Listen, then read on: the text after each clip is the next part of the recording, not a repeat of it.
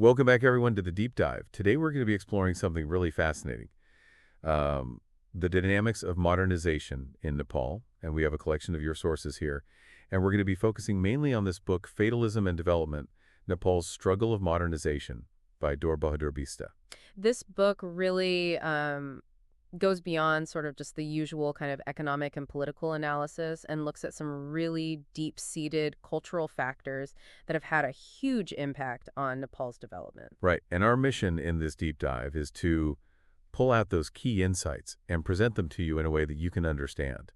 You know how those cultural beliefs, the history of the country, and the influence of the outside world have kind of all come together to shape what's happening in Nepal. Mm-hmm. And I think it's interesting to note that even as far back as the 17th century, there was a sense of environmental awareness in Nepal. King Ram Shah issued an edict imposing a fine on anyone who cut down trees near watering holes. Right. So that's pretty interesting. I mean, even way back then, there was a sense that. Yeah, it shows that this wasn't something that was imposed from outside. It's something that was there. Exactly. Okay, so let's jump into the book. What's the central argument that Bist is making in Fatalism and Development? Well, at the core of the argument is this deep-rooted belief in fatalism, and it's not just a passive acceptance of whatever comes your way. Bista suggests that it's been, at least in part, actively fostered by the historical imposition of what he calls Bahunistic principles by the ruling elite, and, essentially as a way to maintain their own position. Bahudistic principles, meaning sort of ideas and practices that come from the upper or the Brahmin Hindu caste. Precisely. Okay. And this has had, he argues, a profound effect on things like the work ethic, the achievement motivation, the very sense of time itself, planning, future orientation, punctuality, even the understanding of causality, the sense of human dignity. All these things are affected by this very deep fatalistic outlook. Makes intuitive sense. I mean, if you believe that your life is basically predetermined, why strive? Right, right. Okay. And then he also makes a connection between that and a tendency towards dependency, right? Yes, fatalism is socially linked with this dependency.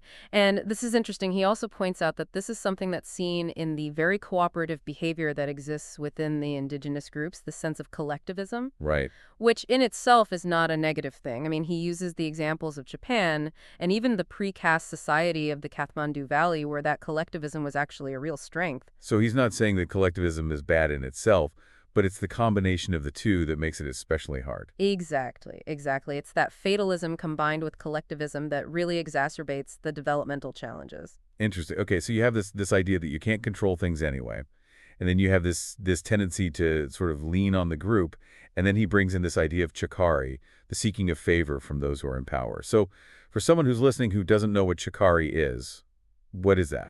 Well, essentially, it's a practice of difference. It's like, I would almost describe it as elaborate networking upward, but it originates in the religious rituals of showing obeisance. Okay. And that was then broadened to include not just deities, but also those in authority, and eventually just became a pervasive social custom.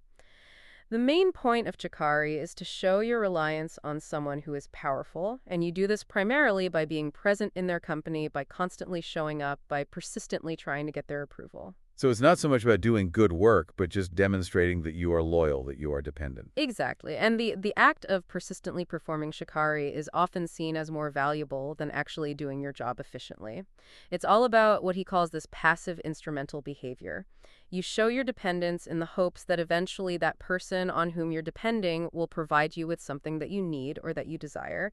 And as you can imagine, this has had an impact on everything from education to the development of a productive workforce. Interesting. Okay. Now, the book discusses how education is traditionally seen in Nepal, and I know that it's not traditionally seen as a way to advance through skill acquisition. That's right. Traditionally, the Sanskritic education was associated with social status and privilege, not with, labor or getting your hands dirty or acquiring practical skills.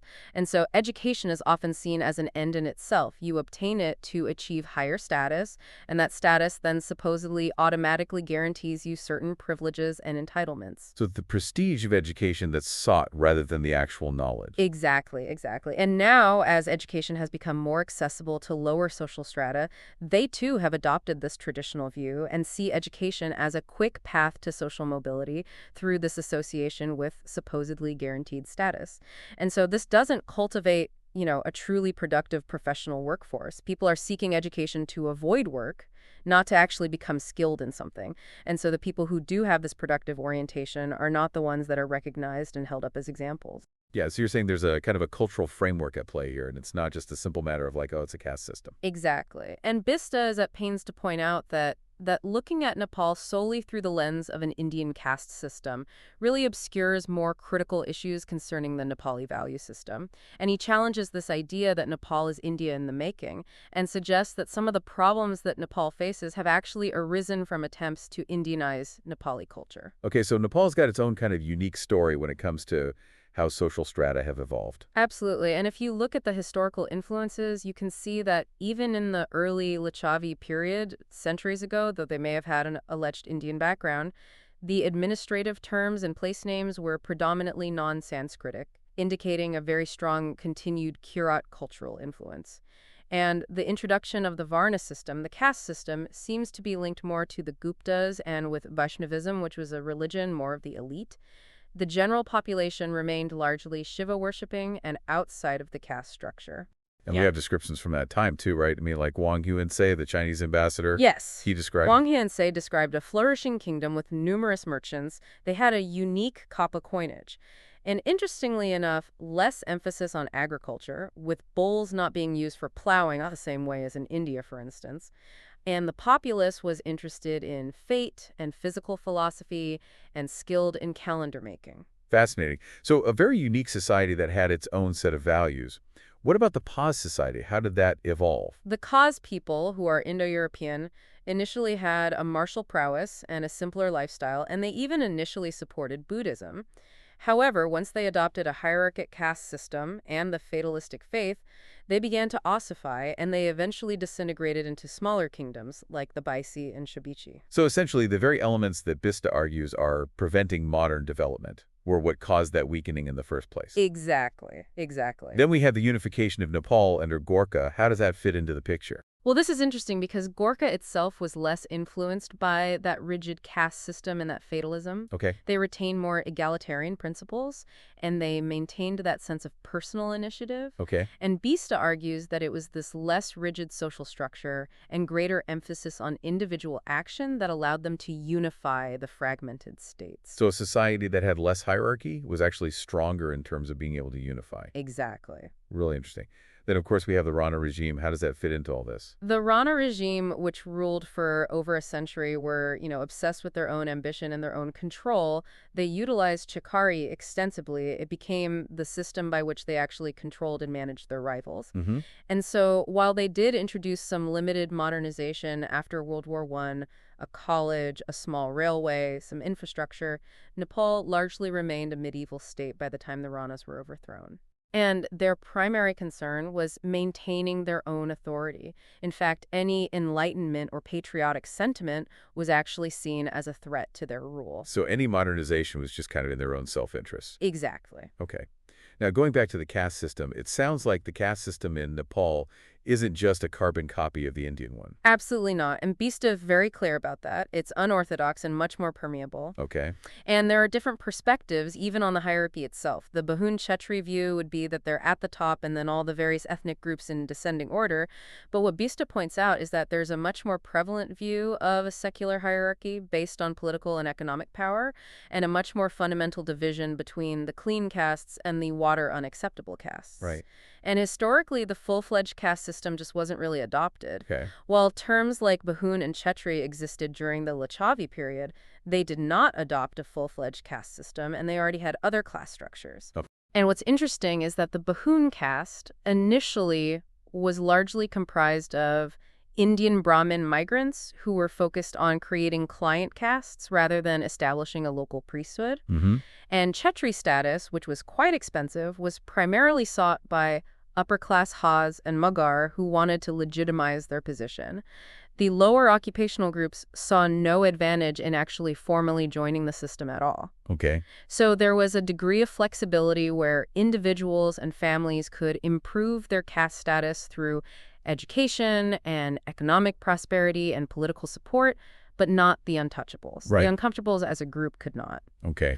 And then you've got the newer society, which is very complex, but it lacks the rigid hierarchy and strong caste solidarity that you see in India. Right. They had councils that predated the caste system that were much more concerned with regulating social behavior, and often they were trade-based. Yeah. And now, of course, you've got these growing movements of ethnic assertion, Right. political and economic rights amongst these ethnic organizations. Yeah.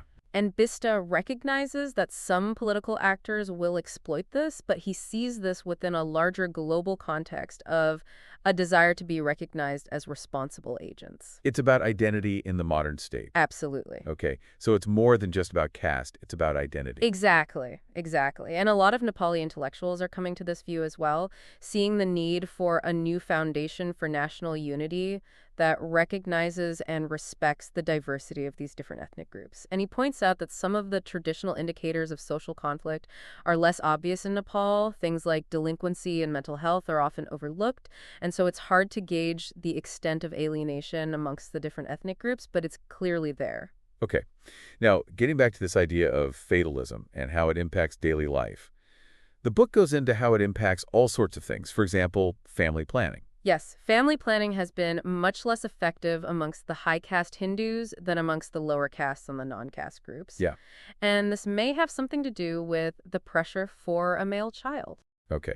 And what about the relationship with the deceased? Yeah, well, there's a very strong, reciprocal dependency on the ancestors, the pitri, Okay. and there's often a greater concern shown for the dead than for the living. Wow. And this has a significant impact on, their ritual practices and all sorts of things. Right. Now, when it comes to the status of women, generally women in Nepal enjoy a relatively equal status compared to men.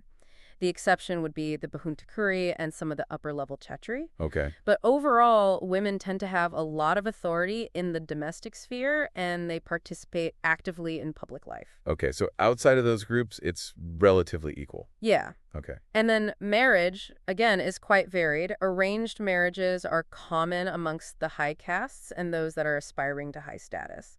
Interestingly enough, Bista points out that the arranged marriages tend to be more successful for Bahuns than for Chetris. Okay. With Chetris, elopement is frequent. Right. And outside of that, capture marriage, which is often mock, is very common amongst ethnic communities. And then childhood socialization. It's really interesting how that plays out. Yeah, this is very important. Children are indulged, there's a delayed independence, they assume work responsibilities fairly early on, they're exposed to a lot of contradictory behavioral expectations from their parents and other adults. And this doesn't really allow them to internalize social mores. Okay. And their behavior is largely shaped by the fear of external punishment rather than an internal sense of right and wrong. And he makes a very specific point about the Bahun children, those in priestly families, are taught about purity and pollution from a very young age. Mm-hmm. And this leads to a sense of fragility, a fear of contamination. And this, in turn, shapes the way they see the world. Yeah. And then the high caste male children are often separated early from their mothers, who are seen as potentially polluting, and they're encouraged to attach to their fathers. And this reinforces this patriarchal structure, Okay. and it prevents them from really engaging in a lot of cooperative action. Yeah. And what about the kind of general values and personality traits that Bista identifies that come out of this? Well, the belief in a predestined fate, karma, the writing of pavi on the forehead of the child is central. This acceptance of external forces as the primary driver of life. And what this does, it undermines achievement motivation because you're not really the agent of your own actions. And then work is equated with dukkha, suffering. So there's this preference for salaried jobs, jagir, where you don't really have to work that hard. Okay. Manual labor is seen as low status. And what's interesting, too, is that he notes a relative lack of this sense of obligation or expressing thanks, even in some of these traditional, priestly interactions. Yeah. So what happens is that the personal success that's based on individual effort can be threatening to the social order. Exactly, because it goes against this whole idea that everything's predetermined. Right. And so sometimes, competent individuals are isolated and undermined. Wow. And then you've got contractual relations. The caste system and the hierarchical pressures mean that sometimes, agreements can't be kept because a lower caste individual will be beholden to a higher status individual. And so that leads to a reputation, unfortunately, of untrustworthiness, which is often associated with the lower castes. Okay. Now, it's often said that Nepalis have a very kind of relaxed attitude toward time. Yes. And Bista touches on this more relaxed sense of time, the tendency to procrastinate. Now, whether this is something that's, part of Hindu civilization in general, he doesn't really go into, but certainly within this context, there isn't this sense of urgency or strict adherence to schedules. Okay.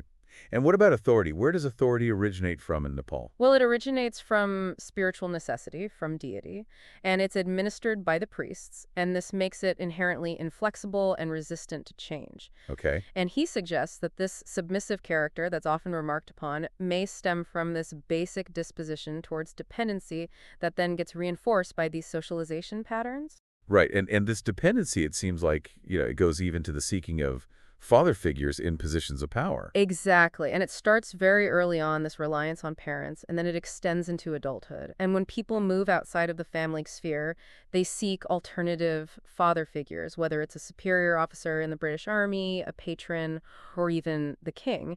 And so you've got this vertical dependency structure that permeates all levels of society, and it's linked to the caste system, but it's also separate from it. Right. And then there's this idea of afno-manche, right? You're your own people. Exactly. Apnomanche, which means one's own people, signifies those very close, trusted relationships that you can rely on, for mutual support, for access to resources. Okay, so Chakari is how you deal with people above you, and afno-manche is your sort of inner circle. Exactly. Now, how does Chakari actually play out? Well, during the Rana era, it was formalized, and it was actually the way they controlled rivals.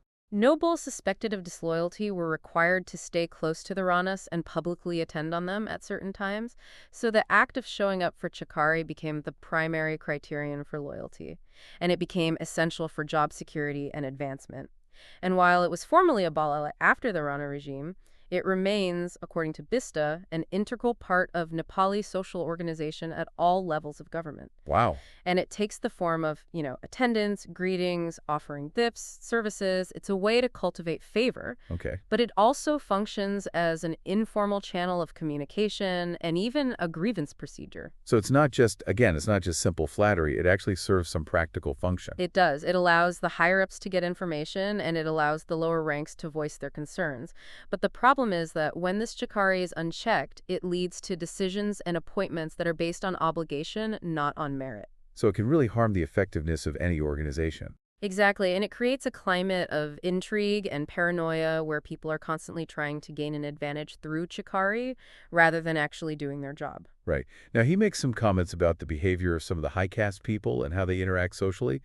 What stands out about that? Well, he suggests that some of the high caste people can be quite rude and that they reject politeness, maybe seeing it as low caste. And also he suggests that this increasing international exposure and comparison can actually negatively impact self-esteem. And so it leads to this tendency towards isolation, even whilst they're advocating for, the general welfare. Yeah, okay. Now, moving on to politics and government. How have these cultural factors, including fatalism, shaped how things are run? Well, after the unification, the main focus was on consolidating rule, and they had a military form of government. The monarchy and the Rana regime, the formal power was with the king, the real power was with the Rana Shri Teen Maharaja. Okay. And Shikari was the way they controlled things. Right. And they introduced very limited modernization. But then you have the emergence of political parties, but they were unstable, and there were factions. Right. There were attempts at having a parliamentary system, the panchayat system, but the king always retained the ultimate authority. And then you have this National Planning Commission, this idea that we're going to modernize the country through 5-year plans. But what Bista points out is that it's often bypassed by local initiatives Right. and political decisions. And again, the Afno Manche and the Chakari, this comes into play. And he uses the example of road construction, which is often driven not by the plan, but by local needs and the lobbying of people who are using their Afno-Manche connections. Right. So who you know is more important than the actual plan. Exactly. Yeah. And then within the bureaucracy, there's a lot of risk aversion, deferring decisions, going to committees, even relying on astrology and priestly services. Right. And the king, the Sarkar, is still seen as the central, king and government are synonymous. Yeah. And the king as father figure is this source of stability, and he's also the central point for Chikari. Right. And so this whole idea of democracy in Nepal has to be interpreted within this very particular cultural framework. Yeah. Okay, let's go back to education and talk about how that has evolved historically and the different influences that have shaped it. Well, traditionally it was religious for the high castes. Mm-hmm. And you had, the Mughal influence with the upper class education, Urdu and Persian. Mm-hmm. Then the Ranas introduced the British system with the Burbar High School, Okay. initially for Rana children, but then later open to others of high status. And the curriculum focused a lot on British and Indian history and content, which may have instilled a sense of inferiority. Yeah. But education became the prerequisite for government jobs, and it became a symbol of prestige. And there were these early attempts to expand primary education. Right. With these were suppressed. And then you had the development of these Nepali language schools, the Pasha Patsala, Okay. mainly for clerical skills. And then there was this brief introduction of Gandhi-inspired basic schools, which focused on self-sufficiency, but they lacked prestige. But then after the Rana regime, there was this huge expansion, and this was driven by, the desire for government jobs, social mobility, particularly amongst the upper castes. Okay. And there was this certificate orientation rather than the actual quality of education.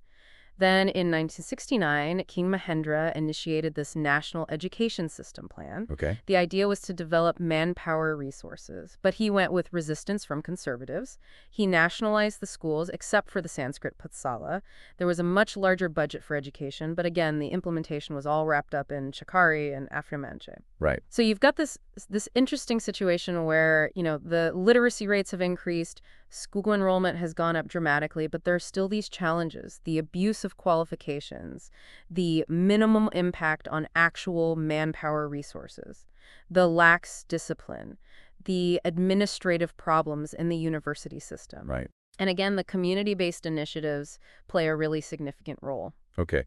And what are some of the obstacles that still prevent a lot of kids from getting an education in Nepal? Well, children, particularly in the countryside, are part of the economic workforce, and so they prioritize work over schooling, particularly for girls. Right. And then there's a focus on grades rather than actual skills. Okay. Technical education lags far behind the needs, and the occupational mobility is still primarily towards politics and administration. Those are the respectable, the status-enhancing positions. And so the technical trades, even though there's a huge need, they're not very appealing. Yeah. Okay. Now, finally, let's talk about this whole issue of foreign aid and development in Nepal. And the book acknowledges that there's been significant progress made since the 50s in terms of infrastructure and the economy, and a lot of this has been attributed to foreign aid. That's right, but what he does point out is that the Nepali attitude towards aid is very much influenced by, their views on begging and charity, this fatalistic belief about development being cyclical and somewhat spontaneous. Okay. And there's a skepticism about human intervention. And so he points out that these imported bureaucratic forms, these modern tools like seminars, are actually adapted to serve fatalistic functions. Okay. There's a lot of wordplay and very little action. Yeah. And the planning itself is problematic because they're based on limited data, and there's often this unfamiliarity with local conditions. And so you've got a situation where you've got bureaucratic planning that doesn't achieve very much. Right. And the actual concrete actions that take place often come about through either local initiatives or through political or Chakari directives. And he points out, the very political nature of aid. Yeah. Nepal is strategically located, and so a lot of these countries have a vested interest in keeping Nepal happy. Right. And so, the donor priorities may not always align with the real needs. And he gives the example of these controversial road construction projects. Mm-hmm. And then this idea of local ownership: aid projects are often seen as belonging to the foreigners. Right. And so they lack this sense of community ownership, and this can lead to underutilization, poor maintenance. The exception seems to be when foreign volunteers become Afno-Manche. So again, it comes back to who you know. Yeah, Exactly. But he does make a very important point. When local initiatives are funded by the central authorities, they tend to be much more successful. because the community's invested. Exactly, and they have a sense of ownership. But what he is concerned about is that there's this erosion of indigenous skills alongside this, increasingly unethical behavior. Hmm. And he links this to the fatalism, which undermines personal control, responsibility, achievement motivation. And he quotes a very critical view, saying that it's potentially a cancerous growth in the absence of a conducive social structure. And he's saying that we need aid that will foster self-sustained growth, not just serve the interests of the donors. And he looks at, what happened in Western European societies and Japan, where their success was linked to this value system that stressed rational thinking, achievement, hard work. But he points out that Nepal has its own potential. Right. There are human and cultural resources there amongst these ethnic groups that do have these values of hard work and cooperation and this sense of collective well-being. Okay. But we need to cultivate these. We need to oppose the fatalism. We need to oppose the hierarchic social order. And we need to move beyond just intellectualizing these problems and actually take concrete action. So the new age in Nepal shouldn't be one of fatalistic hierarchism, but one that draws upon the positive values of these diverse ethnic groups. So to sum up what we've learned in this deep dive, it's really about how those deep-seated cultural beliefs, especially fatalism and this tendency towards dependency, have really intertwined with Nepal's unique history and its political system. Mm-hmm. And it's shaped how modernization is happening. The caste system has played a role, these practices like Chakari persist, and the whole relationship with foreign aid. It's all part of this ongoing struggle. And what's so intriguing is that while the book highlights these challenges, the potential within those diverse ethnic groups whose values actually stand in contrast to the hierarchic order, it really poses the question, how can those inherent strengths be harnessed to forge a really transformative path for Nepal's future? How can they overcome this inertia of these deep-seated beliefs? And that's something for you to think about, this idea of culture, history, and development interacting in a way that's much more complex than just saying developed or developing. Well, I think that's a great note to end on. Thanks so much for listening to the deep dive. Thank you. We'll see you next time.